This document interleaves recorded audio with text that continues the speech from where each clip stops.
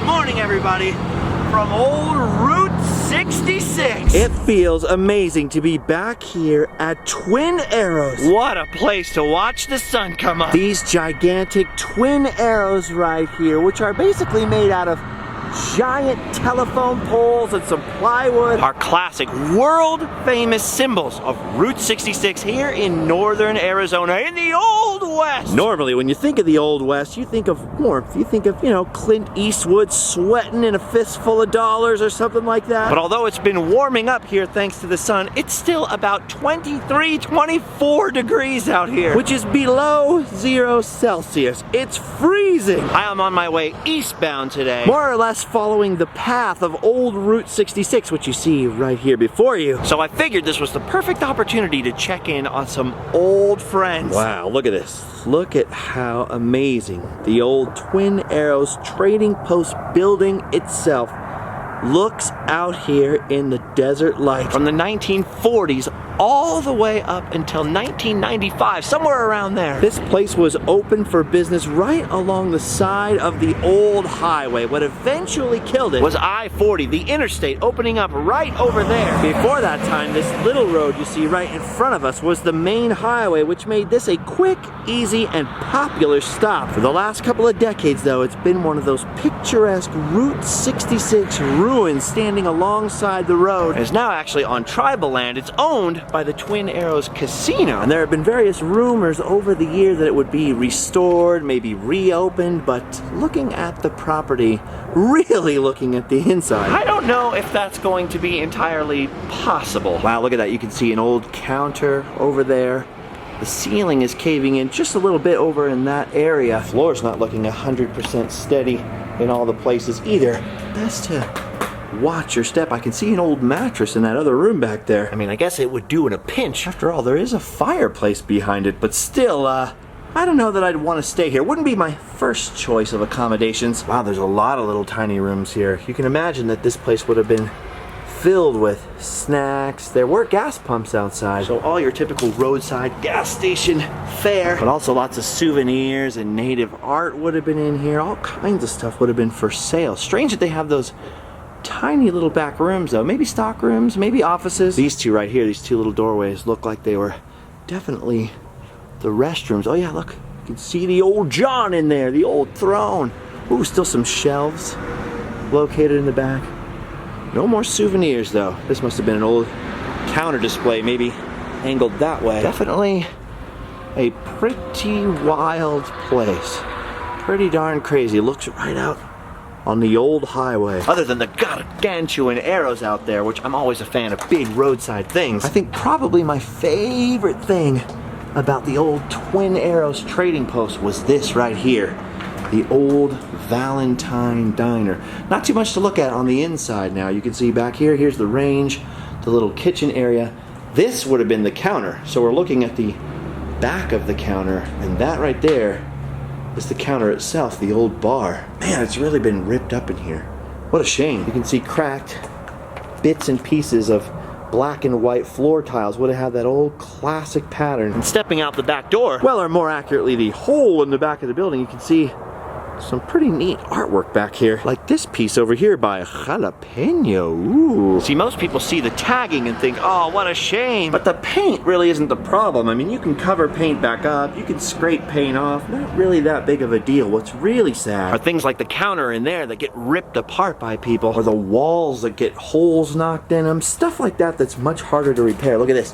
You can see that black and white floor in this other smaller room. I guess I should probably say don't try this at home, folks. Places like this can have a lot of glass, a lot of nails, broken metal. The roof could collapse. There could be vagrants inside. Just be careful if you come out to any place like this. Wow, just look at that sight. This is the outside of that diner. We were right inside of that room there with the broken countertop and the old kitchen. You can still faintly make out the words hamburgers over here and breakfast way over on the other side. I don't think they're serving breakfast today though. Man, what is it about abandoned buildings or old ruins like this that's so appealing, so attractive? It just speaks to something inside of us for some reason. The proof is all those different abandoned Instagram accounts and urbex videos and stuff. There is something just fascinating about coming someplace like this. Someplace that was populated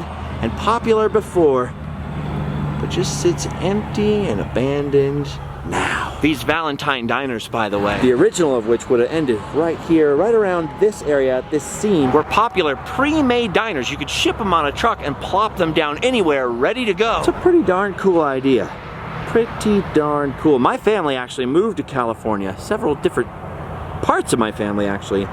Down old Route 66 in the 1950s. Actually, some of them even earlier than that, 40s and the 30s. And this is definitely one of those places they would have stopped, not just for food, but also to get a drink of water. There's a story about my great-grandpa actually moving out here, coming all the way down Route 66 from Chicago in a brand new Impala that they had just picked up in Detroit, bringing the family out here, coming into a little roadside diner like this, a trading post, trying to get some water. They wanted 15 cents for a cup of water. What an outrage! And the water was dirty. No way, we're gonna keep driving. But I'm thirsty, Dad. No way! 15 cents is a ripoff. I love that story. Now to know that this was the place. Twin Arrows seems a little more classy, so probably not. But if it was, apparently nobody wanted to pay the 15 cents, and so now there's no water for anybody. Oh no.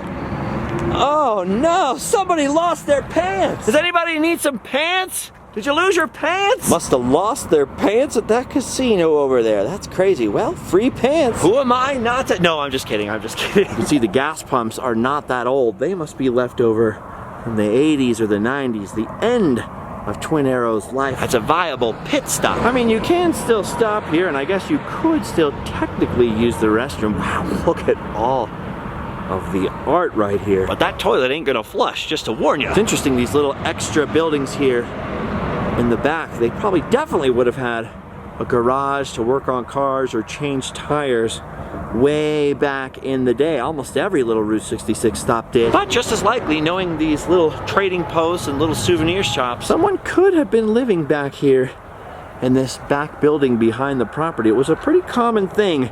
Owner operator, or have the manager be the caretaker. Wow, look at that. Look at that mallard over there. Fly free, I like that. And I really like this. Too many obstacles in life to make love one of them.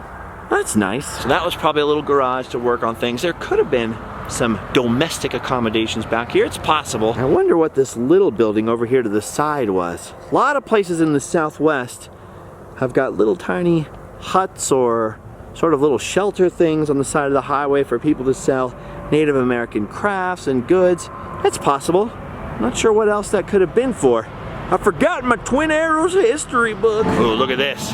Look at this skeleton here, and up here it says, get out while you can. And actually, that's probably good advice. Stoked to be back on the road, stoked to be back on Route 66. I've only got one day along this section, so we might as well make the most of it. Now, Twin Arrows actually used to have a different name, Padre Canyon Trading Post, something like that. But they added the double arrows and renamed this place Twin Arrows after being inspired by a much more popular stop just down the highway. My friends, welcome back to Two Guns, Arizona. Man, it's been a long time since I've been here. And this is just heartbreaking. This is all that's left of the old KOA structure out here. When I was here in 2016 and 2017, this was still standing in pretty decent shape. Definitely some roof beams were coming down, you know, it wasn't long for this earth. But sadly, no, scratch sadly, heartbreakingly, the building has now collapsed. From what I heard, it was fire. You could still read the word camp on there pretty darn clearly last time I was here. And I'm glad that back then I had the time and took the time to wander around inside before it basically just keeled over like that. Actually, when I was inside last time, I had pulled up like this all by myself, had the whole place to myself. Could have heard a pin drop. And then when I popped out of the building, I saw a car sitting right here and two guys staring at me. Luckily, they were just here to enjoy the pool. No, literally, with skateboards. Apparently, Two Guns is a very popular spot for skaters from Flagstaff to cruise down and take a dip. Some pretty cool artwork out here, man. Oh, I like this. Perfection is boring. I'll take you and all your flaws instead. Ah, beautiful. Anyway, I really wanted to visit Two Guns today because from what I understand, right at this moment, the property is in the process, the final stages of being sold. And somehow I have my doubts that the new owners will keep this place as free to wander. Especially this part that's a little back from the highway. I have a little more hope for the best part of Two Guns, which is located right down there, right alongside Canyon Diablo. Now look at that. That is awesome. This is some classic Route 66 stuff right here. Now if you guys were here with me the other times, then you're a little familiar with the history. This was once a full-on zoo that, yes, really did have mountain lions along with snakes and all kinds of stuff perched right along the side of old Route 66 right next to the Canyon Diablo Bridge. I can never come here without thinking about how awesome it would be to get your dad or your mom to pull over and let you roam around this crazy zoo. But that was not the most popular or even the most interesting attraction out here. For generations, this was considered the best place to cross Canyon Diablo. That's why the bridge that had the National Old Trails Road and then Route 66 was built right here. But they have found native artifacts dating all the way back to like 1050, so 1,000 years of history here. And a big part of that history was the Apache Death Cave. According to legend, back in the 1870s, a group of Apache were hiding out in a cave in Canyon Diablo, and they were found and massacred by their Navajo enemies. Now, as you can see, it's a little bit tricky walking around on the edge of the canyon today, but you can still see how this was converted basically into a tourist attraction. You would come down this now all destroyed path down along the outside of these faux Indian ruins, to use the terminology from the pamphlets, and eventually, after a little sweating and fussing, you could get down underneath this bridge here and into the cave itself and get a tour of the infamous scene of the crime. Now, there's still plenty of people who come out here and make it inside of that cave. I, however, am not one of them because I always end up being out here by myself. And maybe it's all the Boy Scout training, but to be unprepared and alone and suffer some kind of injury down there and not be able to get back up doesn't seem like the wisest situation to get yourself into. Not to mention the fact that this was supposedly the site of a massacre, and the skeletons were apparently left in there for years and years until they created the Two Guns tourist attraction Stop. And although I've never actually seen proof, the popular story is that the ancient skulls and bones were literally sold as souvenirs in the very early days. So as you can imagine, there is a legend of a curse out here, and I think I have enough bad luck as it is. Now, as if the stories of the Death Cave weren't enough, there's also legends that Billy the Kid and his outlaw gang hid out here, as well as the factual story of two train robbers that claimed they hid all the loot and treasure somewhere in Canyon Diablo, and it has never been recovered that we know of to this day. I don't know what $40,000 worth of gold coins would be worth in 2020, but when this place sells, probably not a bad idea for the new owner to buy a metal detector. All right, now this is terrifying. I've never tried driving over this bridge before.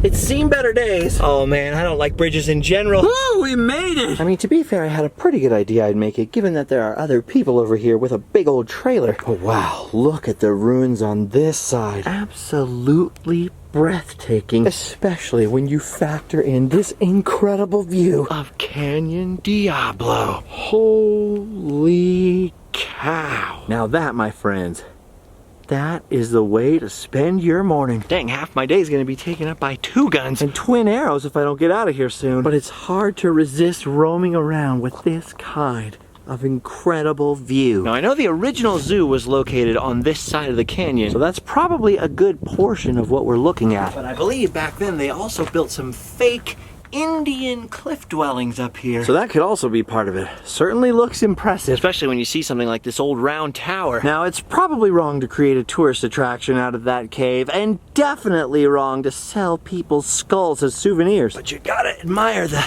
people that came out here and built all this wobbly, crazy stuff by hand and managed to make a living in what's, let's face it, a pretty desolate stretch of desert. Oh, look at this.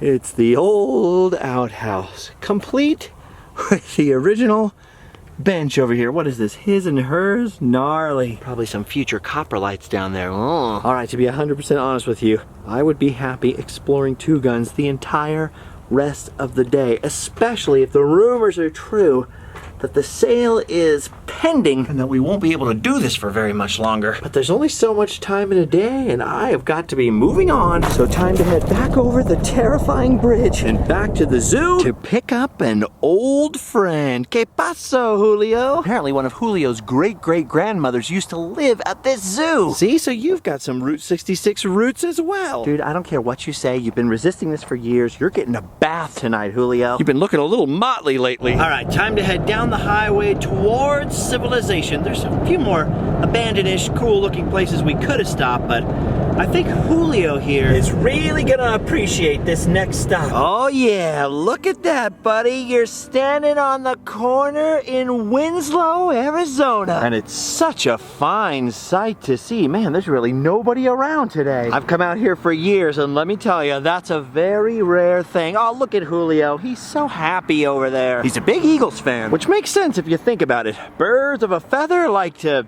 stick together or something like that. Hey, look at that. Do you know what that is? That is another old school Valentine Diner.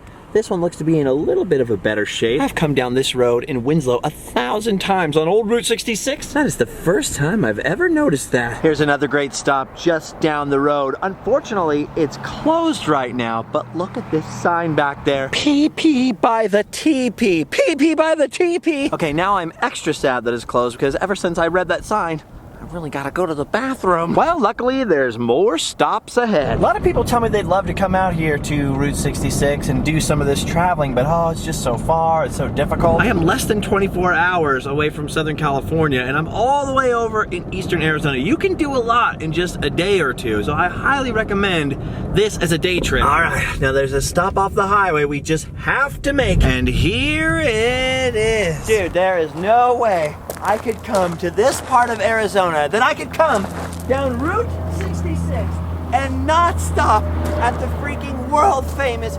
Jackrabbit Trading Post. Unfortunately, I can see from all the way across the street the little closed sign on the door, which is very unfortunate as I was really hoping to use the restroom. Well, at least Julio got a fun pick out of the deal. What a fun one. Now, we always stop here at the Jackrabbit on the edge of Joseph City, Arizona, but we rarely go through town. So what the heck? No harm in a quick stop. Now, Joseph City is old. It was founded way back in the 1870s by pioneering Mormons. So as you may have guessed, it's named after Joseph Smith, the founder of that religion. And look at this, it appears we may have some Mormon cows over here. Hello!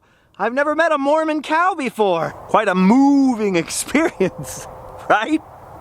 She knows. You appreciated the...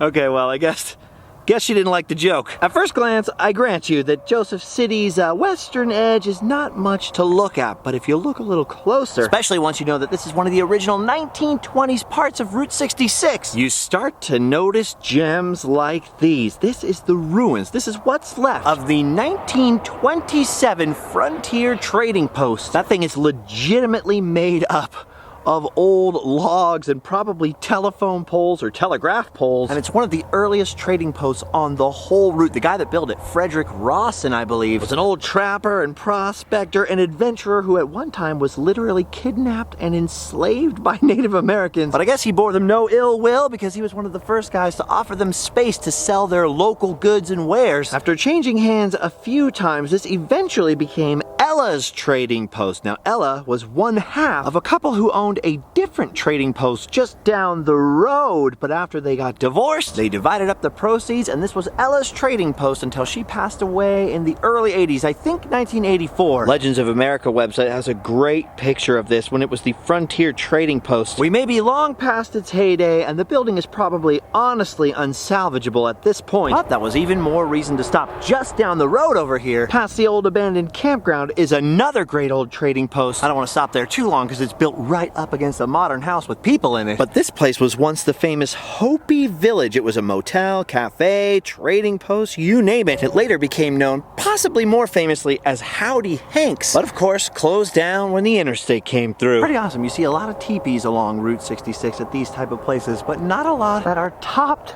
by horses or mules or whatever that thing is up there. A couple of cool things here. If you look very closely, you can just faintly make out the words Howdy Hanks right up there on the building. Underneath, of course, it would say Hopi Village.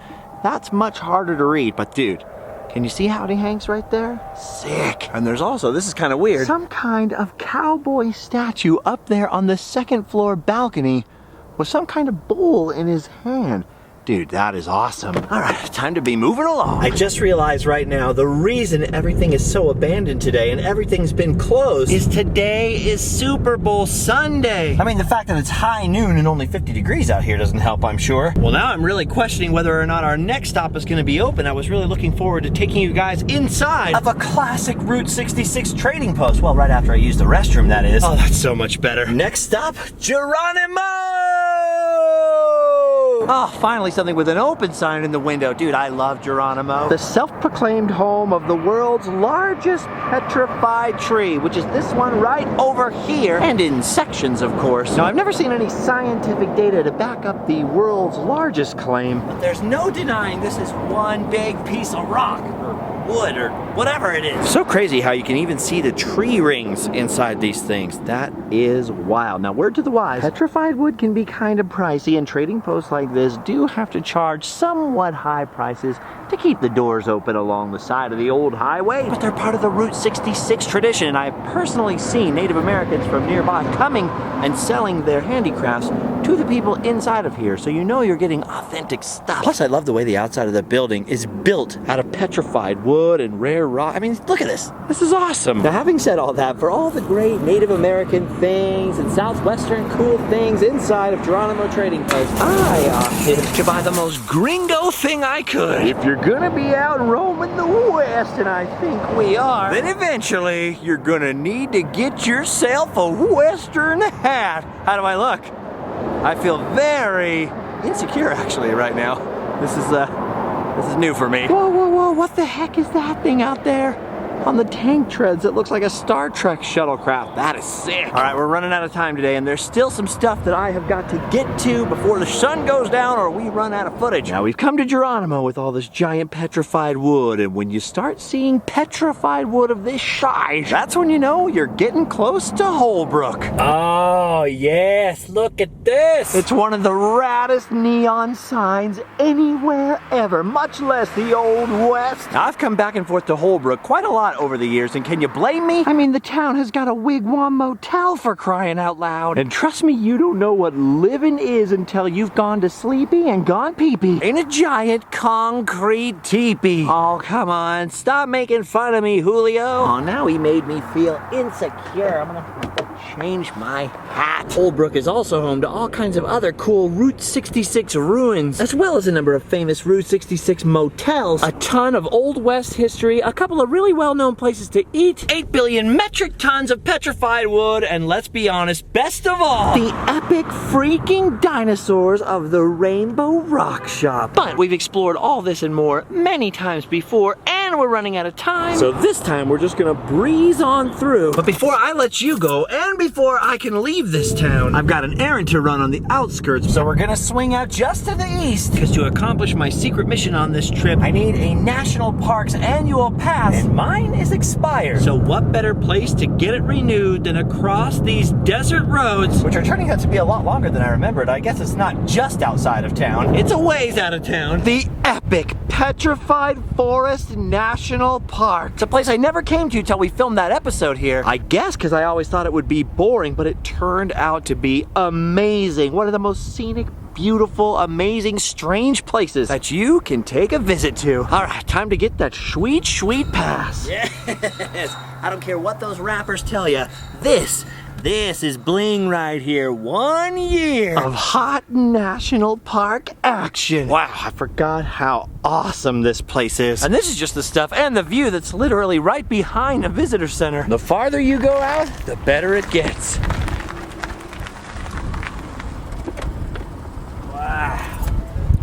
See? Yeah. Look at these incredible views. It's just unbelievable. It always blows my mind what a beautiful and big country We really have here. There's just so much to see over every horizon. Gosh, I love being out here. All right, well, I've got my pass, which is the only real excuse I had for coming here since unfortunately an unexpected road closure meant it wasn't on the way to anywhere. And wouldn't you know it, right when I have to turn around and go the long way back, we plumb run out of time. Don't worry though, guys, there are still plenty more adventures coming up. In fact, we're gonna pick right back up where we left off because Julio here needs a bath. And of course, you want them all to come, right? He said yes. Yes, you did. For the moment though, this episode is over. What's that? Come on, man, stop teasing me. We're in the Old West. If I can't wear a hat like this today, when can I wear it? Anyways, you've done your duty. You can go home and sleep well.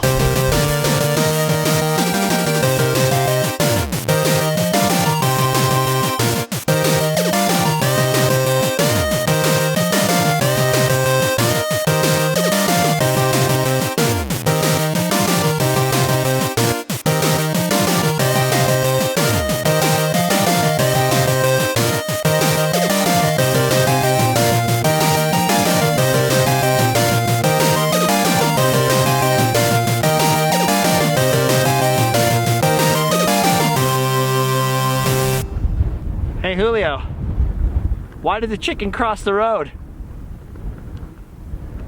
Yeah, you're right, that's not funny. There is just no way in the heck, that's weird. Look at these, wow, it's windy. Made me feel insecure. Oh, whoa, look at my hair. And if you subscribed and rang that notification bell, Julio and I will be right here picking you. Nope, that's not. But don't you worry though, friends. Julio and I will be right here when you get back. That doesn't make sense either. What the heck, Julio? Julio, don't fly away on me now. Don't worry, folks. Why do I keep saying folks? It's the hat. You want to sleep in a wigwam, buddy? Fine, you don't have to say it like that. You know, for a little clucker, you've got a foul mouth. See, those are chicken puns. My hat's crooked. What? What's that, Julio? Oh, I don't know. Huh? Oh, yeah, definitely. Huh? I can't understand a word you're saying, man. It's just too darn windy out here, my bird. I just tripped and fell over that thing. Because I wasn't looking. You don't have to laugh that hard, Julio. Pretty nice out here, dude. I don't know, I'm starting to get used to the hat. I might wear this every day. Nah, you're right, I'm just kidding. I might wear it tomorrow, though. Why would you punch me for wearing a hat? Come on, man. Just let me have this, Julio. Let me have this.